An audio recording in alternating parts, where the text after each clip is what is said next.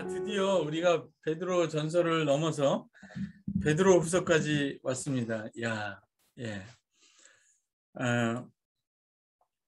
베드로 후서는 기도를 안 했군요. 늘 하던 걸 안 하니까 여러분이 막 낯설어하고 막 나를 째려보고 교수님 뭐 빠졌어요 뭐 이런 것 같은데 잠깐 기도하죠. 하나님 감사합니다. 정말 그 베푸신 은혜를 말로 다 할 수 없습니다. 때때로 우리 삶에서 그 은혜를 확인할 수 없는 그런 순간도 그런 일들도 있지만은 우리에게 자기 아들을 아끼지 않고 주신 우리 아버지 하나님의 사랑과 은혜, 그 아들 안에서 그 모든 의와 거룩과 영광과 지혜와 생명과 나라를 주신 우리 하나님의 크신 사랑과 은혜를 담대히 붙잡고 누리며 승리하며 나가게 하여 주옵소서. 우리가 때로 이해할 수 없는 고난의 길을 걸어가지만 주께서 우리 안에 이루실 놀라운 은혜의 역사를 기대합니다. 하나님, 주님의 손을 붙잡고 주님의 사랑 안에서 주님의 뜻대로 이 길을 다 지나가도록 주여 도와주시옵소서. 성령 하나님 붙들어 주시고 생각나게 하시고 생명의 영으로 치유하시고 회복하시고 붙들어 인도해 주시기를 소원합니다. 각 사람을 불쌍히 여기시고 그한 처한 처지를 하시는 하나님께서 위로하시고 격려하시고 은혜와 진리로 생명으로 충만하게 하시고 손잡아 인도해 주시기를 간절히 바라옵고 남은 시간에도 우리를 사랑 안에서 참된 것을 가르쳐 주시기를 간절히 구하옵고 예수님의 이름으로 기도합니다. 아멘. 아멘. 자, 베드로 후서는 베드로 전서하고 짝을 이루는데 여러분 기억하세요? 베드로 후서의 주제가 제가 뭐라고 했을까요? 베드로 전서의 주제는 세상 속의 괜찮습니다. 이전 것은 세상 속의 지나갔으니까 교회. 베드로 전서의 주제는 얘기하셨어요 지금. 세상 속의 그리스도. 예, 세상 속의 교회. 간단히 얘기하면 세상 속의 교회. 베드로 후서는 교회 안에 들어온 세상. 그렇죠. 교회 안의 세상. 뒤집으면 되죠. 그래서 두 개가 짝을 이룬다는 거를 알 수가 있죠. 그래서 베드로 전서와 베드로 후서를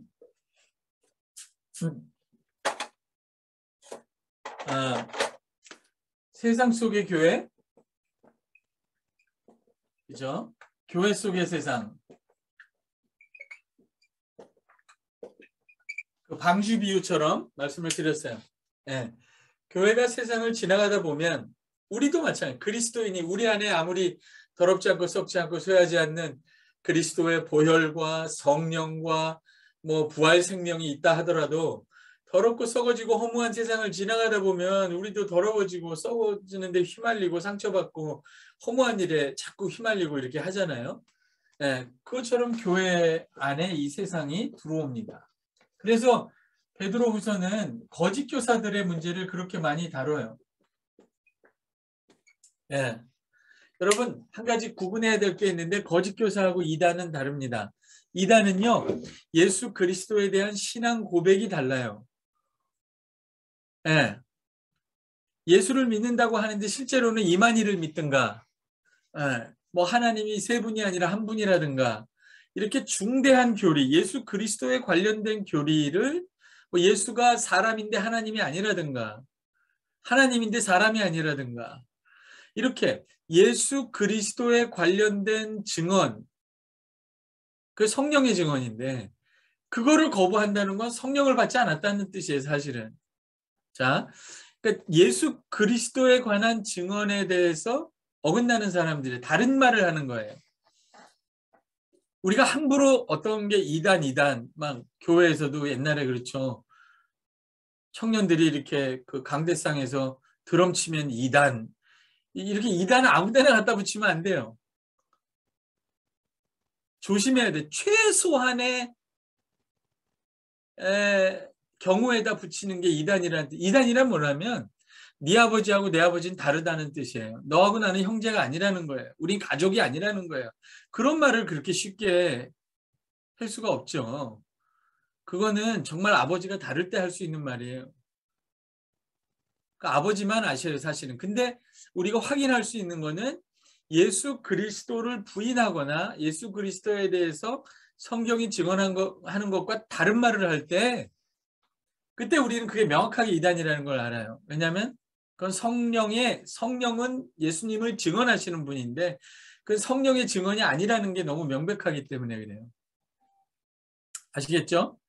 그래서 이단은 예수 그리스도에 대한 증언이 다른 거예요. 그러니까 뭐 신천지 교육을 교회마다 막 세미나하고 엄청 하는데 왜 그렇게 복잡하게 할 필요가 있어요?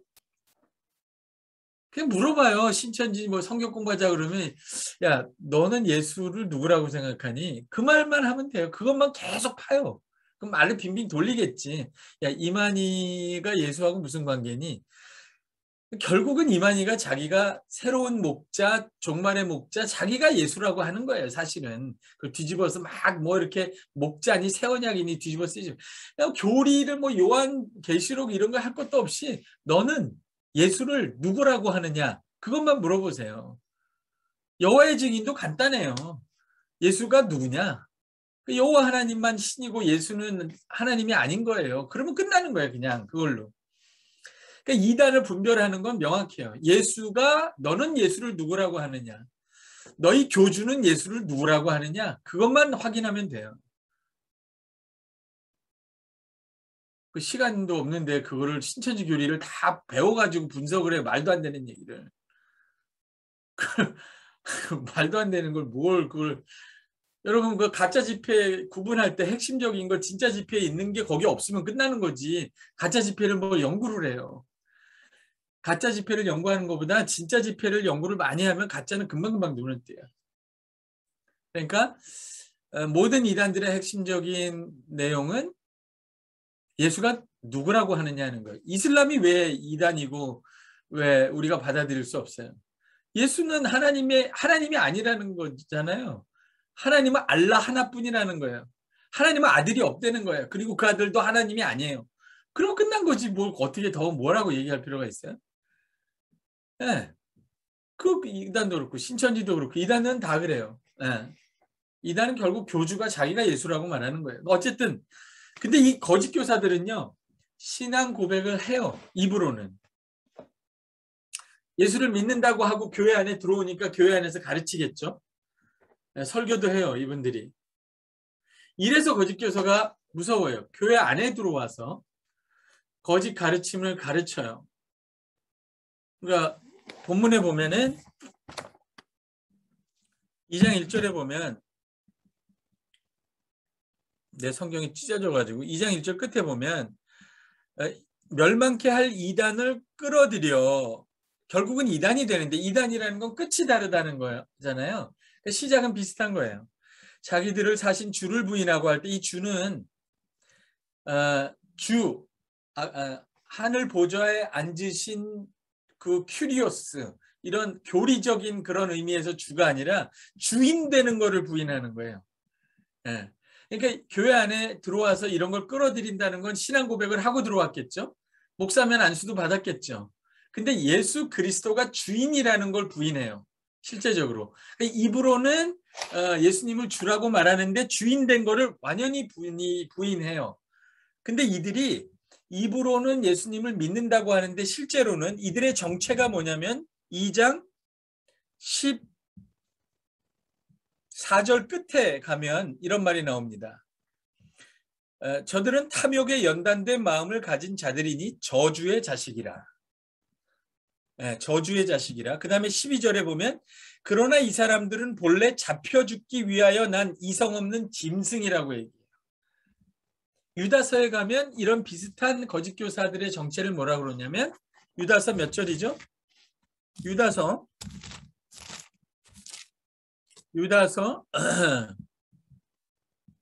19절에 한번 읽어보세요. 누가 읽어보세요. 유다서 19절.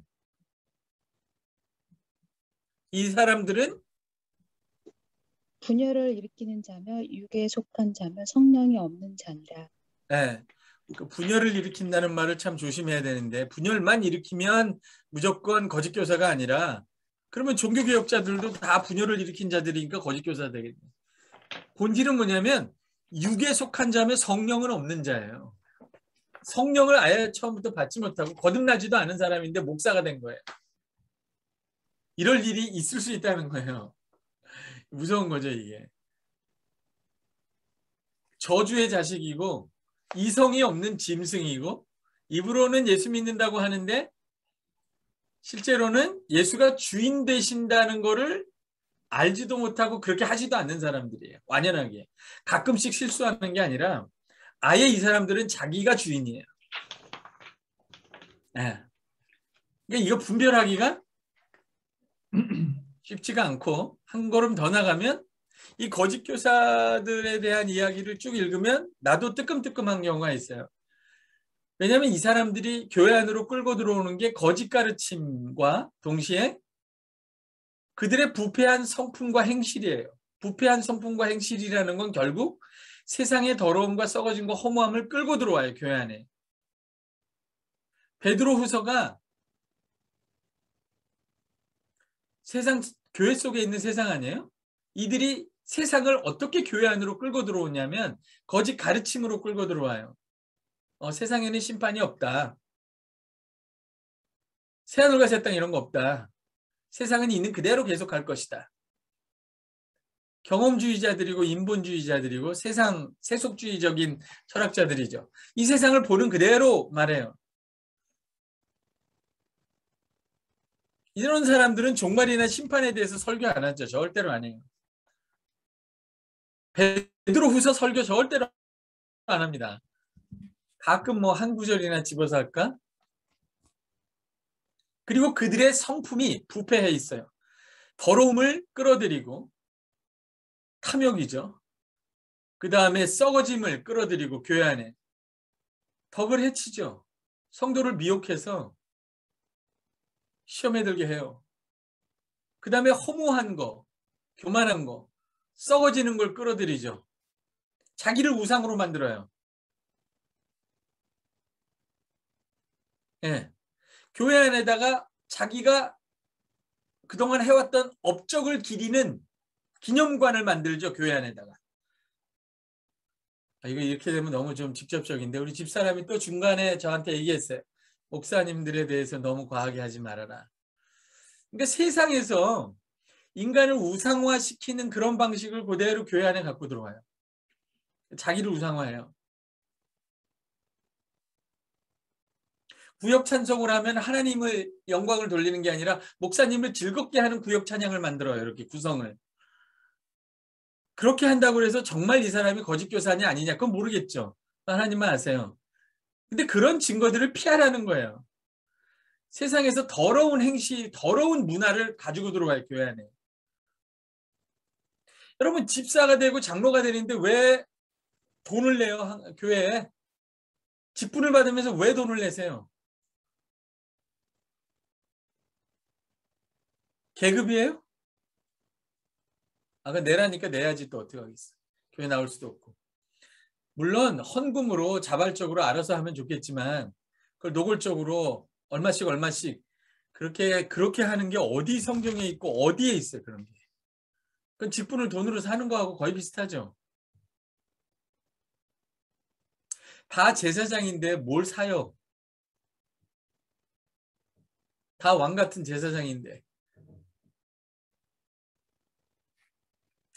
이 거짓 교사들이 세속적인 풍습, 더럽고 썩어지고 험한 풍습을 가지고 들어와요. 교회 안에. 뭐 수도 없이 많겠죠. 이런 게. 근데 이들이 정말 거듭난 사람이냐? 베드로후서는 아니라고 얘기해요. 그럼 우리가 알 방법이 있냐? 사실은 그 열매와 증거와 행실로 확인은 되지만 그들의 영적 상태를 최종적으로 판단할 수는 없죠. 그렇기 때문에 이 증상을 보면 이게 이런 증상이다. 조심하자. 피하자. 이렇게 돼야 되는 거예요. 네. 아시겠죠? 그래서 거짓 교사 베드로후서를 설교를 저는 일부러 사람들이 요즘에 강의해달라 뭐 그러면 베드로후서를 막 해요. 일부러 베드로 전서하고 사람들이 듣기 싫어하는 거를 해요. 그러면서 그런 얘기 해요. 백신을 맞잖아요. 백신. 제가 말씀드렸죠. 백신 맞을 때 다 목숨을 걸잖아요. 우리가. 이거 부작용 때문에. 근데도 맞고 나면 바이러스를 대체할 수 있는 안심이 되고 더 중요한 거는 저도 왜 맞았냐면 학생들 때문에 맞았고 내가 맞아야 맞는 숫자가 늘어나고 그다음에 위드 코로나가 될 수 있잖아요. 여러 사람이 70% 이상 맞아야 사회가 정상적으로 돌아가니까. 이런 베드로후서의 어떤 경고, 이거 백신이나 마찬가지인데 이런 거를 맞아야 돼요. 목사님도 맞고 신학생, 그 신학생들이 다른 건 몰라도 로마서는 나중에 공부해도 베드로후서는 난 꼭 공부를 하고 나갔으면 좋겠어요. 그러니까 여러분 뭐 제가 뭐 이런 건 아니지만 베드로후서에 대한 좋은 책이 있잖아요. 신적 성품과 거짓 가르침. 정말 잘 쓴 책이 있는데 누가 썼는지 모르겠어요. 근데 여러분 그런 책을 전도사님하고 목사님한테 선물로 드리세요. 얼마나 좋아요. 읽다가 뜨끔뜨끔하고 회개도 하겠지만 거기 보면 성도들의 그 어떤 뭐 헌금 얘기도 나오고 많이 아주 신랄한 얘기 많이. 네가 무당이냐 목사냐 막 이런 얘기도 나와요.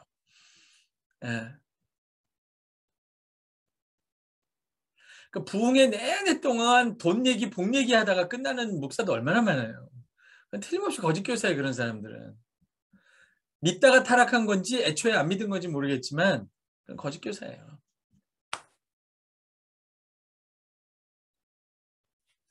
우리가 할 수 있는 일은 뭐냐면 이런 그 신적 성품과 거짓 가르침, 이런 좋은 베드로후서에 관한 신랄한 책들을 교육자들에게 선물하는 거죠. 그러면 얼마나 참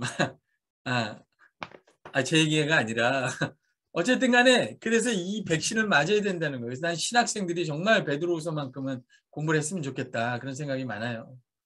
또 우리도 교사기 때문에 조심해야 되죠. 알게 모르게 이런 거를 그러니까 처음에 읽으면 뜨끔해서 다시 읽고 두 번 다시 읽고 싶지 않지만 계속 읽으면 또 좋아요, 여러분. 면역이 돼요. 그래서 나도 모르게 이렇게 자극을 받게 되고 도전을 받게 됩니다. 그런 유익이 베드로후서에 있죠. 그래서 제가 오늘날에 뭐 목사님들뿐만 아니라 성도들을 병원에 데려가서 CT로 찍으면 베드로후서가 나올 거라고 생각하는데 그만큼 신랄하게 우리 자신을 보여주는 책이에요. 한국교회를 성경으로 찍으면 베드로후서가 나온다. 로마서가 나올 것 같죠, 여러분? 아니에요. 베드로후서가 나옵니다. 특별히 베드로후서 2장이 나옵니다. 그거 읽어보세요. 여러분 베드로후서가 어렵다고 얘기하는데 뭐 교수님이 베드로후서 너무 어려워요. 말도 어렵고 뭐가 어려워요? 그냥 우리 교회예요. 교회 얘기를 적어놓은 거니까 하나도 안 어려워요. 그냥 교계 신문이라고 보시면 돼요. 너무나 신랄한 얘기들이 다 여기 있습니다, 사실은. 그래서 우리가 좀 불편하지만 이런 것들을 살펴보는 게 필요하다 이런 생각을 하고 이 거짓 교사들이 교회 안에 들어와서 교회 속에 세상을 만드는데 이 거짓 교사들의 가르침과 이들의 부패한 성품이죠. 부패한 성품. 그죠?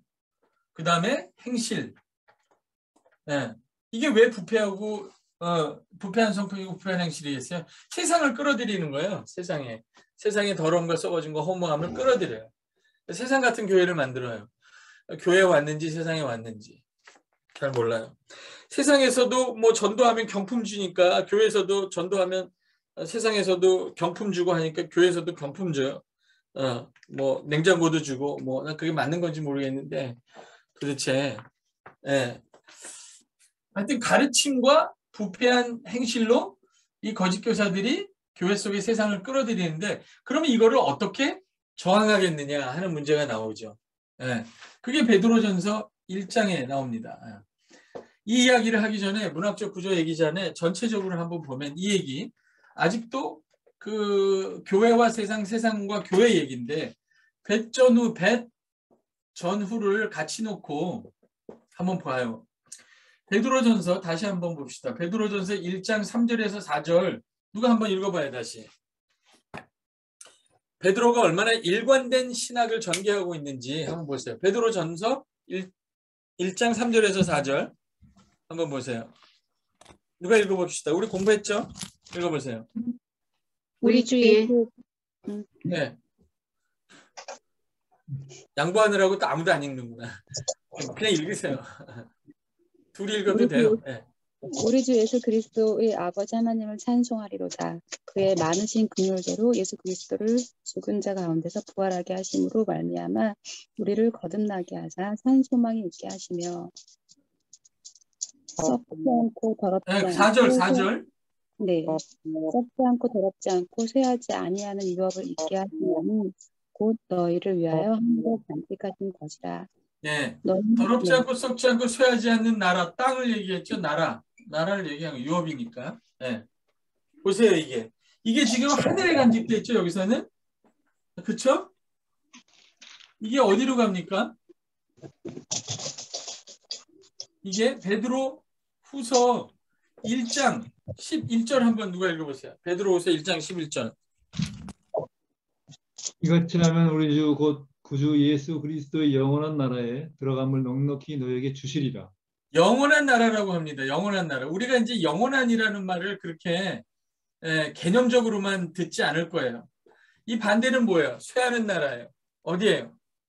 세상이에요. 그 영원한 나라라는 말은 더럽지 않고 썩지 않고 쇠하지 않는 나라라는 말이죠. 아시겠어요? 세상은 쇠하는 나라, 없어지는 나라예요. 그리고 왜 없어집니까? 더럽고 썩어지니까 없어지는 거예요, 사실은. 영원한 나라라고 할 때 이게 그냥 뭐 오래도록 지속하는 그런 시간 개념이라기보다는 세상과 대조하는 개념이에요, 영원한 나라는. 왜냐? 세상은 쇠하는 나라고 더럽고 썩어지고 허무한 나라죠. 이 나라는 생명과 경건과 영원한 나라예요. 더럽지 않고 썩지 않고 쇠하지 않는 나라예요. 자, 그럼 베드로후서 한 번 더 가봐요. 3장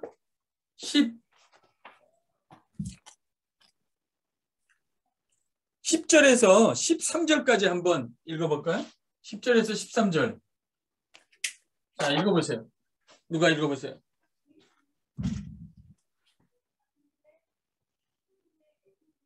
베드로후서 3장 10절에서 13절. 누가 읽어보세요.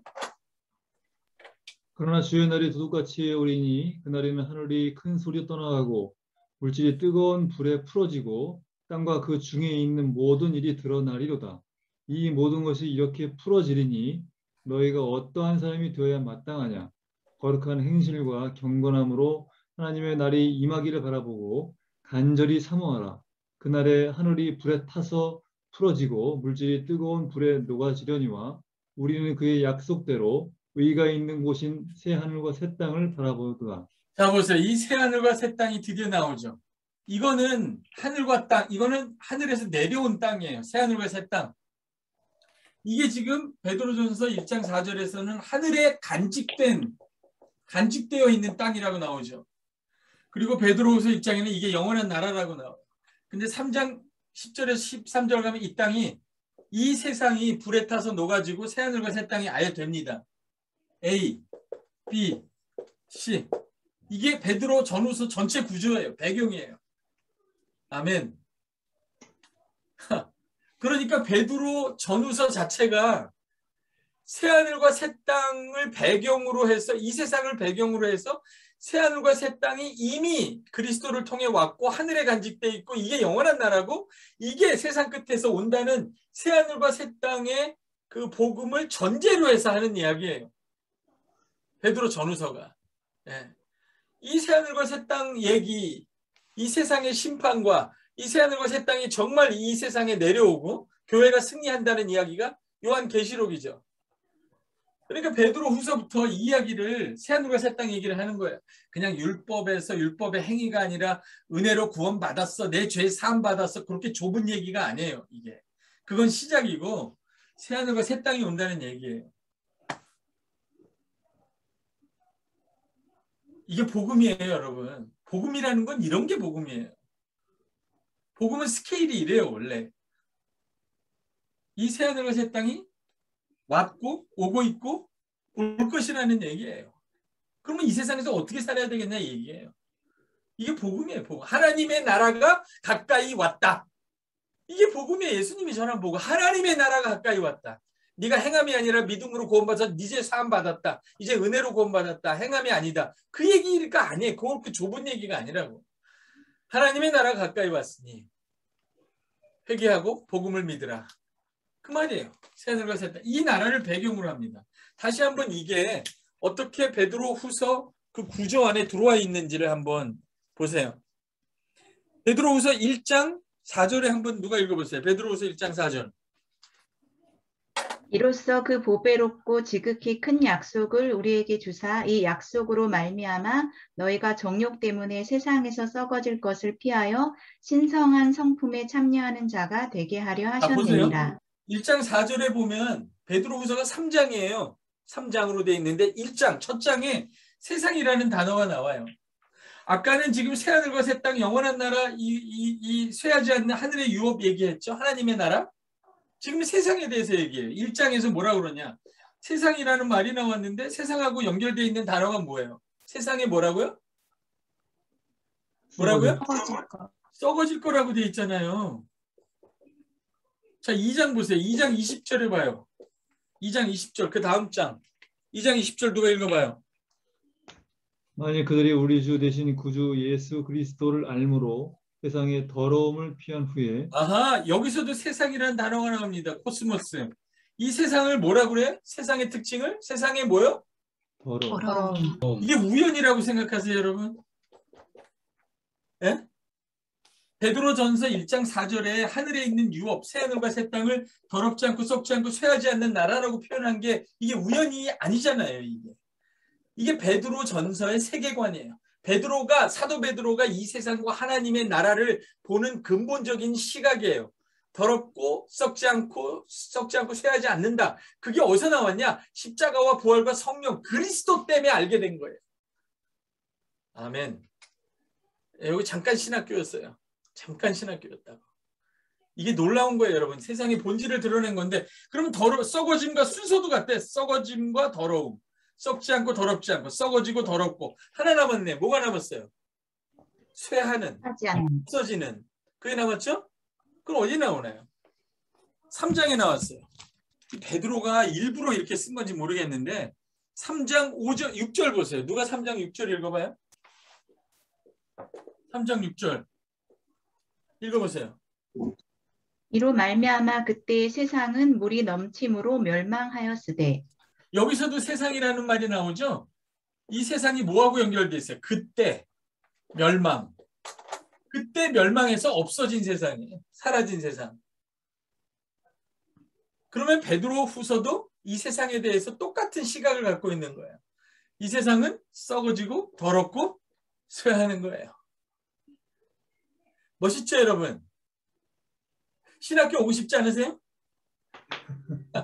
때려치고 이거 성경이랑 공부하러 가야 되겠다. 너무너무 재밌어요. 성경이.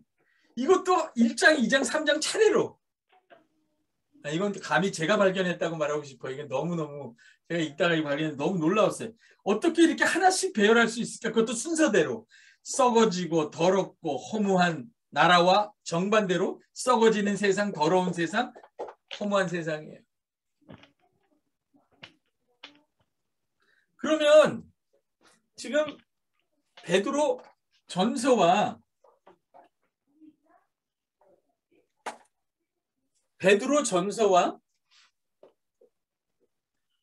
후서를 이렇게 같이 놨는데 베드로 전서는요. 출애굽 모티브죠. 그러니까 세상에서 나온 거예요.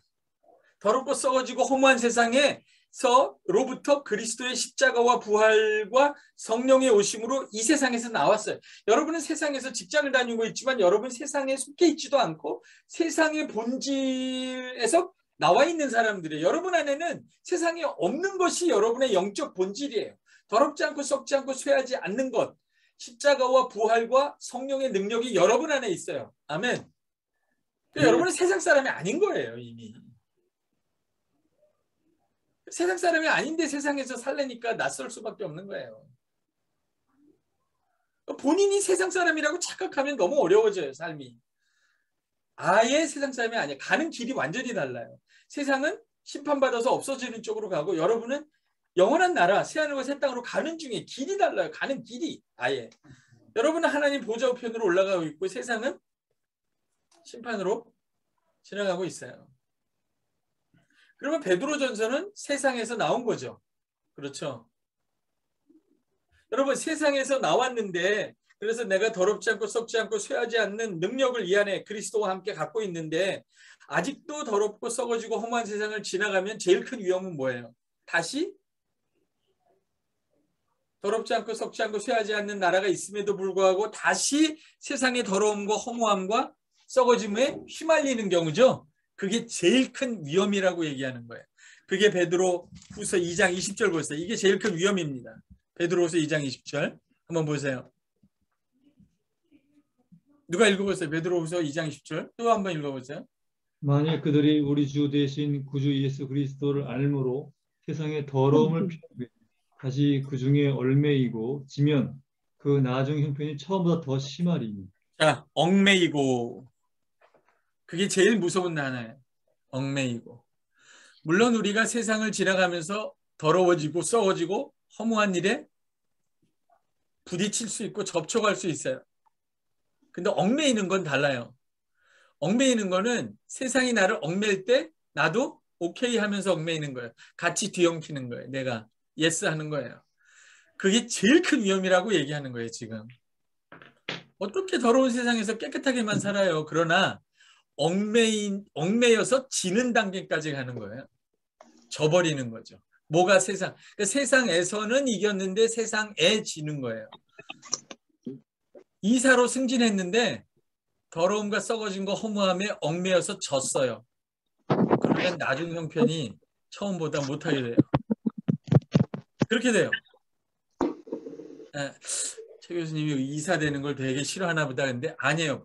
예수 믿고 복 많이 받으시기를 주의 이름으로 축복합니다. 내가 아주 확실히 해도 다 승진하시기를 축복합니다.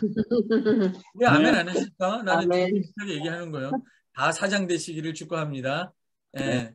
거기에 대해서 시비 거는 게 아니라 세상에 지면 안 된다 이거죠. 세상에서 이기든 지든. 그래서 나중 형편이 처음보다 못하게 된다. 이게 제일 큰 위험이에요. 그러니까 거짓 교사들이 교회 안에 들어와서 세상을 끌고 들어왔을 때 이거를 거부해, 이것에 얽매이지 않는 것이 가장 중요한 거고, 이 얽매이는 것이 큰 위험이겠죠. 그렇죠? 그렇죠. 사실은 베드로 전서는 이 세상으로부터 나온 이야기, 출애굽, 영적 출애굽이고, 그다음에 베드로후서는 나온 세상을 다시 들어가지 말라는 이야기예요. 여러분 잠깐 신학교 할게요. 로마서와 갈라디아서도 이렇게 돼 있어요. 로마서는 율법 아래서 나왔다는 얘기예요. 그리스도 안으로 옮겼다. 갈라디아서는 나온 율법 아래서 왜 다시 율법으로 기어들어가냐 이 얘기예요. 네가 예수 믿는데 뭐하러 할 일을 받냐 이거야. 그 똑같은 구조예요. 세상에서 나왔는데 왜 다시 세상으로 돌아가느냐. 세상의 더러움과 썩어진 거 허무하며 얽매이느냐. 그러면 네가 잃는 것은 네가 얻은 것보다 더 크다는 거예요. 너는 더럽고 썩어지고 허무한 나라를 잃어버린 거예요. 바보예요. 팥죽 하나에 장자권을 팔게. 그런 이야기예요. 베드로후서. 그러면 이거를 어떻게 얽매이지 않을 것인가라고 할 때 두 가지 얘기를 합니다. 첫째는 거짓 교사들의 가르침을 거부하라. 그 가르침에 대해서 말씀으로 이기는 것. 성경 해석. 두 번째는 신적 성품이다. 그 이야기는 다음 시간에 하겠어요. 여기까지만 해도 많이 했어요, 오늘. 네. 그래서 베드로 후서가 보여주는 위험과 또 그것에 대해서 베드로 후서가 어떤 해답을 내느냐 하는 거는 다음 시간에 베드로 후서의 문학적 구조를 얘기하면서 더 명확하게 설명을 하겠습니다. 오늘은 여기까지 하죠. 네, 감사합니다. 우리 교수님께 감사합니다. 박수 한번. 예. 감사합니다. 교수님 지난번보다 5분 줄였어요. 많은 노력을 했는데 5분밖에 못 줄였습니다. 여러분 좋은 시간 갖기 바랍니다. 감사합니다. 네, 질문하신 감사합니다. 거는 다음 주에 제가 대답을 해드리겠습니다. 네. 수고 많으셨어요. 좋은 시간 가지세요.